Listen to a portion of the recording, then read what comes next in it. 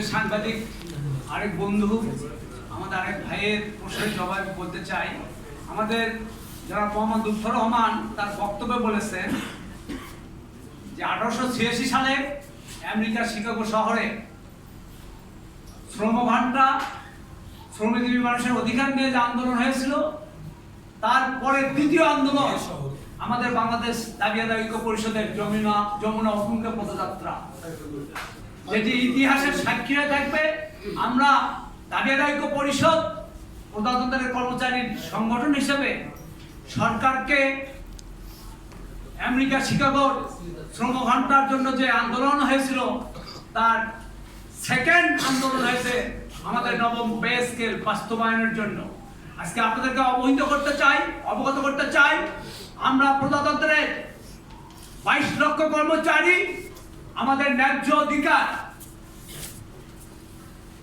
অধিকার যদি বাজেট প্রস্তাবনায় নবম পে স্কেল বাস্তবায়নের লক্ষ্যে অর্থ বরাদ্দ রাখা হয়, আমরা প্রজাতন্ত্রের কর্মচারী ইতিপূর্বেও 6 ফেব্রুয়ারি 2026-এ যে সর্ববৃহৎ, পৃথিবীর ইতিহাসে সর্ববৃহৎ কর্মসূচি করেছি। এরপরে যদি আমাদের বাজেটে বরাদ্দ না রাখা হয়, 12 তারিখের ঘোষণা আসবে, আমরা নবম পে স্কেল বাস্তবায়ন করে ঘরে ফিরব। আমাদের উপর যত অত্যাচার আসুক, যত জুলুম আসুক, যত নিপীড়ন আসুক, যত নির্যাতন আসুক, যত ধরনের বাধা আসুক, আমরা সকল বাধা উপেক্ষা করে নিজেদের জীবন বিসর্জন দিয়ে হলেও আমরা নবম পে স্কেল বাংলাদেশের ইতিহাসে আমরা বাস্তবায়ন করে দেবো ইনশাআল্লাহ। পরিষদের প্রতিশ্রুতি, ওয়াদা। আমার মনে হয় আমাদের সম্মানিত সাংবাদিক বন্ধুর প্রশ্নের জবাব আমি দিয়েছি। যদি আরো কোনো প্রশ্ন থাকে, আমার জবাব যদি স্বতঃস্ফূর্ত না হয়ে থাকে, আপনারা আবারও প্রশ্ন করতে পারেন। আমি চেষ্টা করব আপনাদের প্রশ্নের জবাব শতভাগ দেওয়ার জন্য। অন্তর্বর্তীকালীন সরকার তো আপনাদেরকে একটা আশ্বাস দিয়েছিল যে স্কেলটা বাস্তবায়ন করবে, কিন্তু এরপরে আর এটার কোনো অস্তিত্ব খুঁজে পাওয়া যাচ্ছে না। আমি অত্যন্ত দুঃখের সঙ্গে বলতে চাই, বিগত ফ্যাসিবাদী আওয়ামী সরকার আমাদের এই দাবি আদায় ঐক্য পরিষদের নেতৃবৃন্দের ন্যায্য অধিকার তথা প্রজাতন্ত্রের 22 লক্ষ কর্মচারীদের নবম পে স্কেল বাস্তবায়নের জন্য আমরা বিভিন্ন আন্দোলন কর্মসূচি পালন করেছি। আমাদেরকে বৃহৎ কোনো কর্মসূচি করতে দেওয়া হয়নি।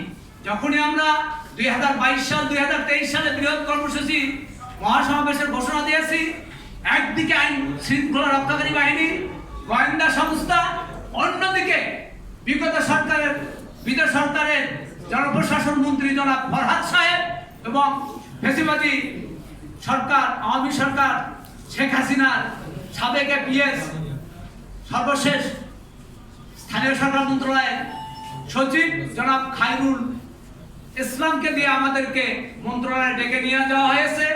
আমাদেরকে এনএসআই দিয়ে তাদের অফিসে ডেকে নিয়ে গিয়ে আমাদেরকে আমাদের কর্মসূচি কিংবা আমাদের দাবি আদায় তো দূরের কথা, আমাদের কথা শোনার, কথা বলার অধিকার আমাদেরকে দেননি, আমাদেরকে এই প্রোগ্রাম দুটি করতে দেননি। পরবর্তীতে আমরা অনেক প্রত্যাশিত সরকার, আমাদের অন্তর্বর্তীকালীন সরকার, বৈষম্য বিরোধী সরকার, আমরা গোটা বাংলাদেশের ছাত্র জনতা আপামর সবাই জানি এই সরকার বৈষম্য বিরোধী সরকার। সেই বৈষম্য বিরোধী সরকারের সময় আমরা বিভিন্ন কর্মসূচি দিয়েছি, তাদের সাথে সাক্ষাৎ আবেদন দিয়েছি, আমরা স্মারকলিপি দিয়েছি, আমরা তৎকালীন প্রধান উপদেষ্টার কার্যালয়ে গিয়েছি। আমাদেরকে বলা হয়েছে আপনাদেরকে আন্দোলন করা লাগবে না, আপনাদের কোনো দাবি করা লাগবে না, আমরা বৈষম্য বিরোধী সরকার, আমরা আপনাদের দাবি দ্রুত বাস্তবায়ন করব। তার ফলশ্রুতিতে দেখলাম পে কমিশন গঠন করলেন, অর্থ উপদেষ্টা বললেন আমরা বরাদ্দ রেখে গেলাম, পরবর্তী নির্বাচিত সরকার এসে নবম পে স্কেল বাস্তবায়ন করবেন। আমার ইতিপূর্বের বক্তারা বলে গিয়েছেন বৈষম্য বিরোধী সরকার তথা ডক্টর ইউনূস সরকার সর্বোচ্চ একটা প্রতারক সরকার কর্মচারী অঙ্গনে। এই সরকার